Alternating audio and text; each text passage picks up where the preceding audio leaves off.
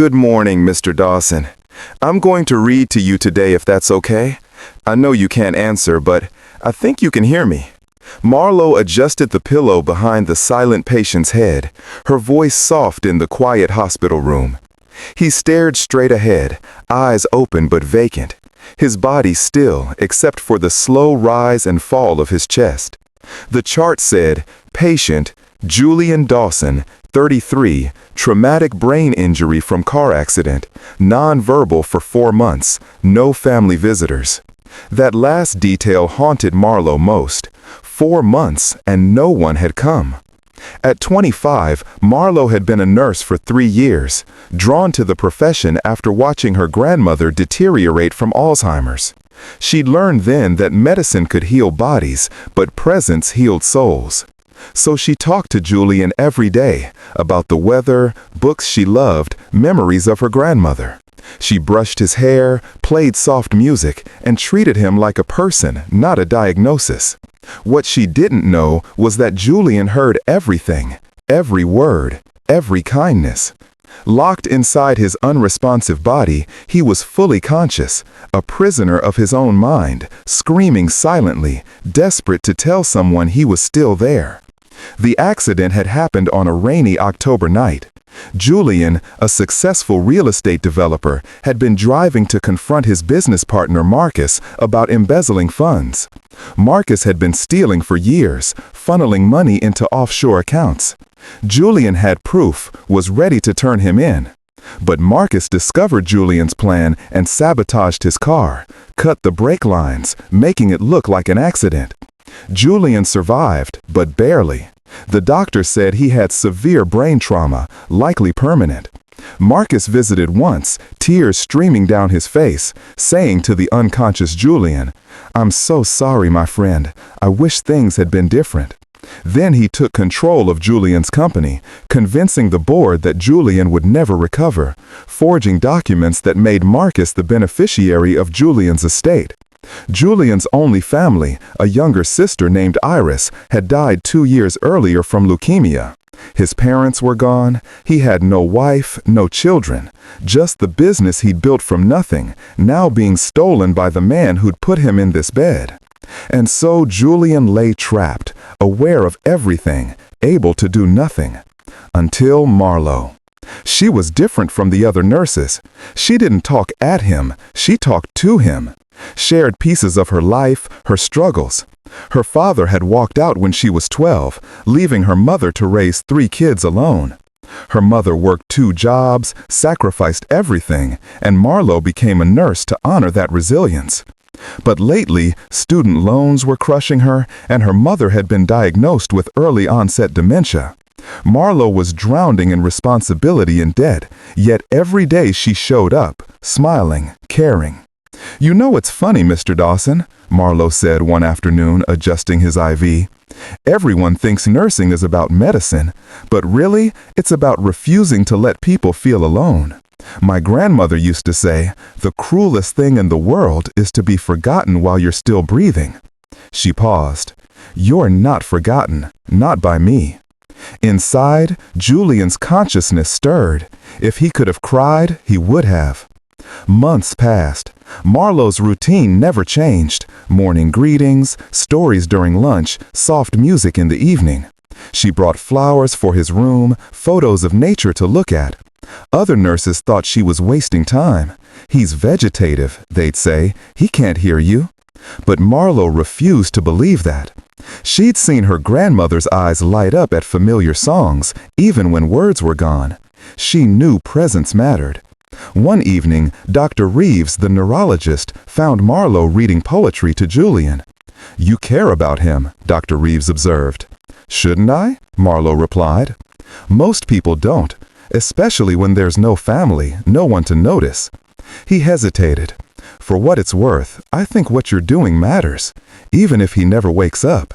"He will," Marlo said quietly. "I believe he will." What Marlo didn't know was that Julian's brain was slowly, painstakingly rebuilding neural pathways. His awareness was sharpening, and one night, after 6 months of silence, his finger twitched.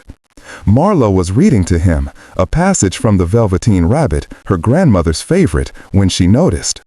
Julian's index finger moved, just slightly. Her breath caught. "Mr. Dawson, can you hear me? Move your finger again if you can." Nothing. Then, another twitch. Marlowe's hands shook as she pressed the call button. "I need Dr. Reeves in room 304, now." Over the next 2 weeks, Julian's movements increased. His eyes began tracking. His fingers could grip. But he still couldn't speak. His vocal cords damaged, his speech center struggling to reconnect. Marcus visited again, relief on his face when he saw Julian's continued inability to communicate. "Poor Julian," Marcus told the doctors. "Even if he wakes up, he'll never be the same. I'll continue managing everything." But Julian's eyes followed Marcus around the room with an intensity that made Marlowe uneasy. After Marcus left, Marlowe sat beside Julian. "That man, he feels wrong to me. The way he looks at you." She took Julian's hand. "I wish you could tell me what happened." Julian's fingers squeezed hers, once, then twice, deliberately. "You're trying to communicate," Marlowe whispered. She grabbed a tablet with an alphabet on screen. "Can you point?" Slowly, painfully, Julian's finger moved across the screen. Letter by letter, he spelled HEHURTMHE. Marlowe's blood ran cold. "Marcus did this to you?" One squeeze. "Yes." "Oh my God." Marlowe's mind raced. "I need to tell someone, the police." Julian squeezed frantically, then pointed again. PROOFINSAF.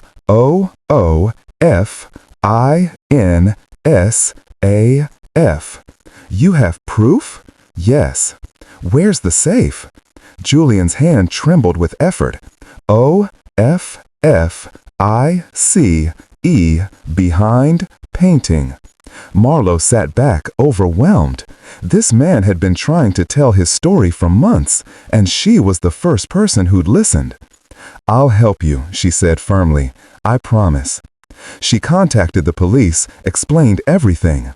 They investigated, found the safe, recovered documents proving Marcus's embezzlement, and evidence suggesting the car sabotage.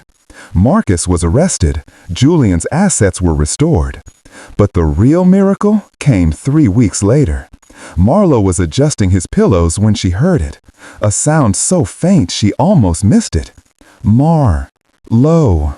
She froze, turned slowly. Julian's eyes were focused on her, tears streaming down his face, lips forming words with immense effort.